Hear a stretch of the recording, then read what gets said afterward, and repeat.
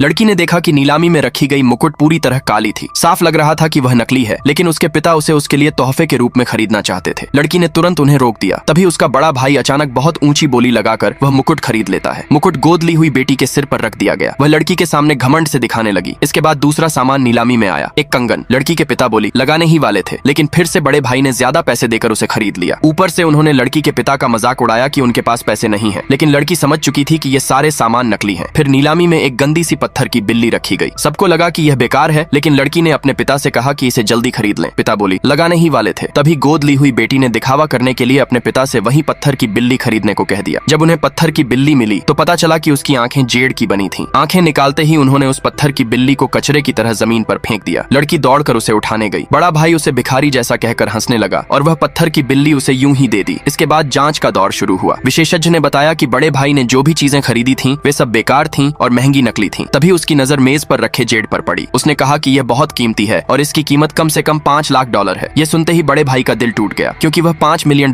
खर्च कर चुका था। तभी लड़की ने कहा कि असली खजाना उसकी पत्थर की बिल्ली है। विशेषज्ञ ने उसे तिरस्कार से देखा और कहा कि यह तो साधारण पत्थर है, लेकिन पिता को अपनी बेटी पर पूरा भरोसा था। लड़की ने अचानक काली पत्थर की बिल्ली जमीन पर दे मारी। उसमें से हरी रोशनी चमक उठी। यह देखकर विशेषज्ञ हैरान रह गया। उसने तुरंत पत्थर की बिल्ली को काटने वाली मशीन में रखा। जैसे जैसे ऊपर की परत हटाई गई, सब दंग रह गए। अंदर एक पूरी जेड की बनी बिल्ली निकली। उसकी कीमत कम से कम $100 मिलियन थी। यह खबर सुनते ही बड़ा भाई सदमे में बेहोश हो गया।